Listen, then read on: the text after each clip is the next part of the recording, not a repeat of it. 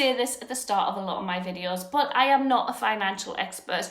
I'm also not even a home ed expert. I'm just Rachel, who has lived experience of being a home educator and not having very much money.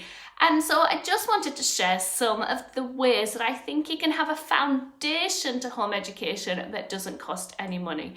I think it's a little bit naive to think that home ed can be done for free, because usually somebody is giving up the potential to earn wages or earn a certain amount of wages. So even if you're not actively spending money, you're probably limiting your income in some way. But despite that, I do think it's possible to home ed even if you're a low income family like mine.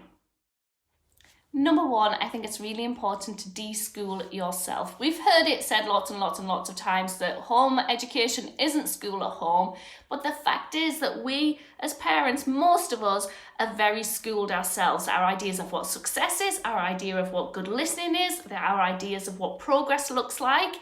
And sometimes I think the more specific our ideas are about home education, the more money it costs to get there. So let's take literacy, for example. If we're trying to replicate school, even unknowingly doing so, we think about things like a desk, books to read, something to write with, something to write on, grammar workbooks, spelling tests, online games, there's so much more, handwriting schemes, all these things that aren't bad at all, but cost money. And if our idea of what home education is less like school, then I think we've got more freedom to be creative. And with creativity comes ways of saving money as well. What if we saw success as talking about a book that we've read while peeling potatoes for dinner? What if we saw success as snuggling in bed in the morning and having a chat about the characters that we really like on our TV shows? There are lots of ways to home ed for free if we see education as something much more broader and much more creative than what we typically see in schools. Number two, a foundational way of being able to home ed for free is by focusing on skills, thinking about skills, not subjects.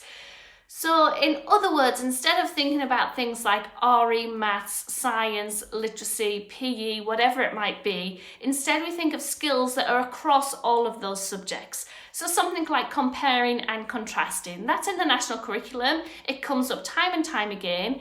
And basically it just means taking two things and deciding what's different and what's the same, and then kind of reasoning on from that. But we can do that skill without getting curriculums, without having an expensive science investigation set up. We can look at two dogs on the street and say what's different, what's the same about them, why. We can compare flowers as we're going on a walk. We can talk about the two birthday parties that we went to last month and what was the same and what was different about them and why. There are so many different ways that we can compare and contrast, and then we are teaching the skill that can be applied to all those different subjects. So again, we're actually widening out our home ed experience without having to spend lots of money to do that. Number three, and you'll hear me harp on about this all the time, is building community.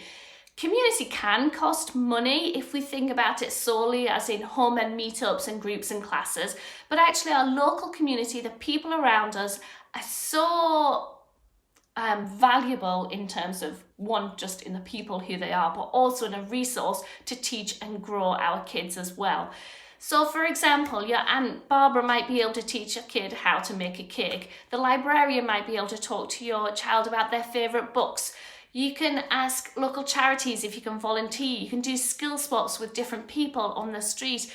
It takes a bit of bravery and courage, but actually getting to know people in your community, the artists, the creatives, the activists, the everyday people that you pass by on the street, they're going to be able to teach your children so many wonderful things, and so many things that are life skills as well. So think creatively about your community, not just kind of how can I get the most out of them for free, but how can I be part of them in a way that enriches my home ed life. And you'll find that most of those ways don't require any money. Number 4 is trusting yourself. Look, I'm a big fan of asking for help. For example, I am a terrible baker. I don't even really care about baking that much. I like the results of it, but the process of it doesn't get me excited at all. And so I kind of hire that skill out to Betty Crocker and the supermarkets who can provide me with a kit to do that. So it's okay to ask for help, but also I know that if I really wanted to, I could learn, just like my kids can learn new skills. I could learn how to bake. I could go through that process alongside my children, and I could trust myself to teach my children to bake. And there are lots of other things in that. We can be scientists, we can be explorers, we can be philosophers, we can be all these things, because no matter how many GCSEs we got, no matter what our past experiences might be in or not, we are curious and creative human beings just like our children, and we can trust ourselves to create resources for them that don't cost much money. We can write our own curriculums, we can make our own games and crafts, we can impart our own knowledge, we can simply just share our enthusiasm for learning something new, and that is 100% like the most important thing as a home educator, is to just be part of that process yourself. So trust yourself and realize you don't necessarily have to pay somebody else to do something that, with a little bit of extra energy and time that I know we don't always have, but that we can do those things ourselves. Number 5 is to trust your kids. This doesn't matter what type of style you have for your home ed, whether it's unschooling or whether it's structured. If we trust our kids, not only is that like underpinning to empowering them to learn and grow and be lifelong learners, but it actually ends up saving us money because we stop panic buying with the worry that our kids are behind. And I've said it before, there is no such thing as behind with our kids learning, except the behind that we sit on while we have a cup of tea, just to sit back and watch them explore and watch them grow. Because the more we do that, the more we see that they are quite capable of developing and growing and learning all sorts of amazing things themselves. And the less likely we are, I'm sure I'm not the only one who's done this, is to see what someone else is doing, think about what our kids might be doing, and suddenly think, I've got to get something that's going to fix this problem, when there isn't really a problem at all. And so the more that we trust our kids, the slower we are to buy things, buy solutions, and ultimately, not only do we save money, but we also empower our kids a lot in their own growth. So there we have it, I guess 5 principles of home ed that don't cost any money, and that if we really lean into, we'll find our desires to buy more curriculum, to attend more classes, to get the latest kind of trendy stuff.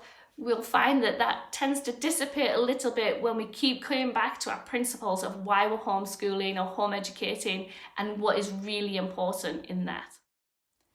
Thanks so much for taking the time to watch this, and if you want to see more of this series, then press subscribe, and that means that it'll pop up in your feed so that you'll be able to see what we're getting up to. And if you have any insights or tips or things to share with me, then definitely get in touch. I've put some ways of getting in touch with me in the box below. But have a great week, and I'll see you soon.